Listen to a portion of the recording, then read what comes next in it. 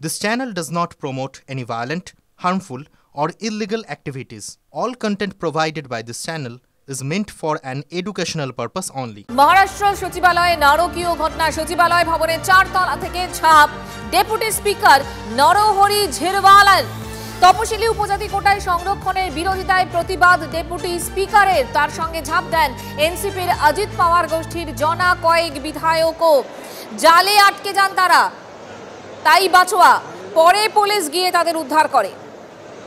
Fair and bright night and day cream ত্বক থাকবে bright সারাদিন, পলিউশন ফ্রি, ঠিক যেন রাতের ফোঁটা সাদা ফুল।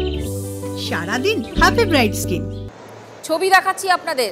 মহারাষ্ট্র সচিবালয়ে নারকীয় ঘটনা। সচিবালয় ভবনের 4 তলা থেকে ঝাঁপ ডেপুটি স্পিকার নরহরি ঝিরওয়ালের। তপশিলি উপজাতি কোটায় সংরক্ষণের বিরোধিতায় প্রতিবাদ ডেপুটি স্পিকারের। আর তিনি শুধু একা নন, তার সঙ্গে ঝাঁপ দেন এনসিপির অজিত পাওয়ার গোষ্ঠীর জনা কয়েক বিধায়কও। জালে আটকে যান তাই রক্ষে। পরে পুলিশ গিয়ে তাদের উদ্ধার করে।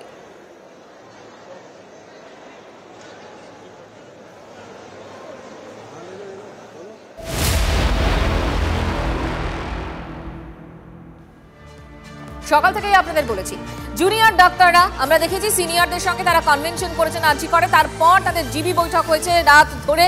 এরপর তারা কি সত্যি কর্মবিরতি প্রত্যাহার করবেন সেদিকেই তাকিয়ে রয়েছেন সকলে। এসএসকেএম থেকে ধর্মতলা মেট্রো চ্যানেল পর্যন্ত মিছিল। মেট্রো চ্যানেলে অবস্থানের জন্য প্রশাসনিক অনুমতি চাওয়া হয়েছে। এই অবস্থান মঞ্চ থেকেই কর্মবিরতি প্রত্যাহারের ঘোষণা হতে পারে বলে খবর। দাবি দাওয়া পূরণে রাজ্যকে সময়সীমা বেঁধে দেওয়া হতে পারে। প্রশাসন দাবি না মানলে অনশনে যেতে পারেন জুনিয়র চিকিৎসকেরা। প্রশ্ন হলো, অনশনে সামিল হলে কর্মবিরতির অবসান কিভাবে সম্ভব? এই কারণেই কি 10 ঘন্টার জিবি মিটিং? এসএসকেএম থেকে মিছিলের মধ্যে দিয়ে কি বার্তা? আন্দোলনের ধরন নিয়ে মতভেদের কারণেই কি এসএসকেএম থেকে মিছিল? আন্দোলনের ধরন কি হবে তাই নিয়ে একটা মতভেদ এই মুহূর্তে। সে কারণেই কি এসএসকেএম থেকে মিছিল? এই মিছিলের কারণ কি? এবং এই মুহূর্তে সত্যি কর্মবিরতি প্রত্যাহার করবেন জুনিয়র চিকিৎসকরা? যে প্রশ্নগুলো সামনে আসছে তার উত্তর খোঁজার চেষ্টা করব। সৌরভ দত্ত আমাদের সঙ্গে রয়েছেন, আমার সহকর্মী। সৌরভ। মঞ্জিরা, দেখো, এই মুহূর্তে যে প্রশ্নের সারা বাংলা জানতে চাইছে যে এখানকার যারা জুনিয়র চিকিৎসকরা তিলোত্তমার খুন ও ধর্ষণের ঘটনায় কর্মবিরতিতে রয়েছেন, তারা পূর্ণ কর্মবিরতি প্রত্যাহার করবেন কি করবেন না। সিনিয়র চিকিৎসকদের মতামত বৃহস্পতিবার নিয়েছিলেন জুনিয়ররা বিভিন্ন মেডিকেল কলেজে। তাদের সিনিয়র চিকিৎসকদের সঙ্গে কথা বলে সেখানকার যা নির্যাস, সেখান থেকে উঠে এসেছিল যে সিনিয়র চিকিৎসকরা পূর্ণ কর্মবিরতি প্রত্যাহারের পক্ষে।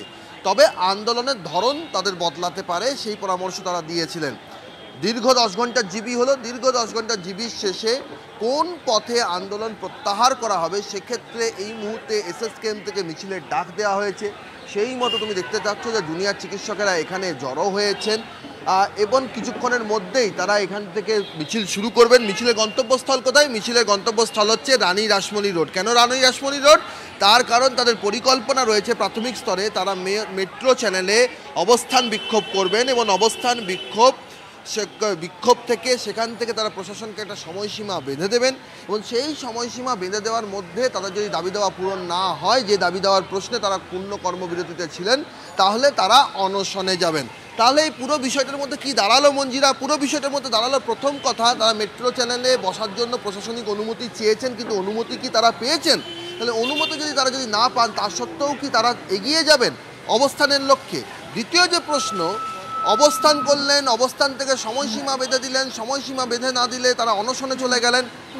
অনশনে যদি চলে যান তাহলে তখন তো কর্মবিরতি প্রত্যাহার হলো কি হলো না সেই প্রশ্নটা অপ্রাসঙ্গিক হয়ে পড়লো।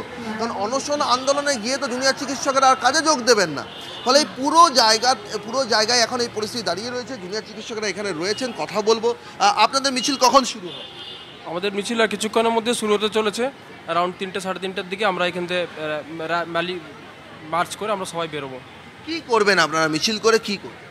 আমরা মূলত আমাদের যে দাবি দাবা ছিল, আমাদের যে দাবি দাবা যে ঠিক টাইম সরকার যেন এগুলো ঠিকঠাক টাইমলি অ্যাড্রেস করে, আমাদের এটাই যে আমাদের দাবিগুলো মানা হোক, এটাই আমাদের একটাই সরকারের কাছে আবেদন এবং এটাই আমাদের ইচ্ছে যে আমাদের টাইমলি যে আমাদের যা যা আছে। আপনাদের অবস্থান করার পরিকল্পনা রয়েছে? সেটা এখন অবধি আমাদের জিবি মিটিংয়ে যারা আমাদের যা আছেন ডিসিশন নেওয়া হবে WBJD এর তরফ থেকে। এই মুহূর্তে ওটা নিয়ে আমরা এখন অবধি শিওর না। মিছিলের পরবর্তী ধাপ সম্পর্কে এখনই আপনাদের মধ্যে কোনো সুস্পষ্ট ধারণা না, এই মুহূর্তে আমাদের কাছে কোনো ডিরেকশন সুস্পষ্ট আসেনি, বাট পরে আমরা নিশ্চয়ই সেটা জানলে আপনারা জানতে পারবেন।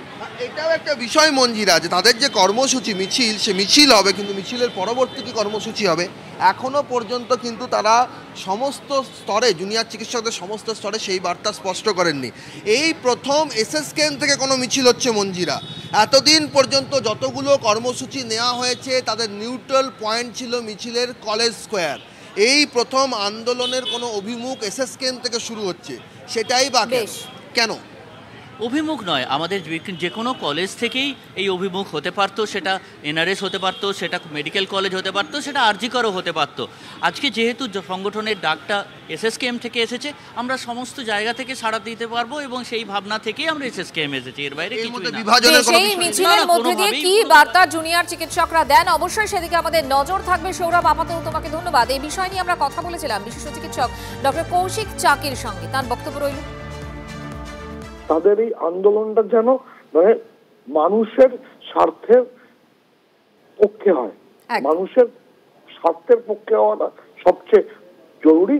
আশা করব তারা সেইগুলো বিবেচনা করেই যা সিদ্ধান্ত নেবে সেটাকে আমরা স্বাগত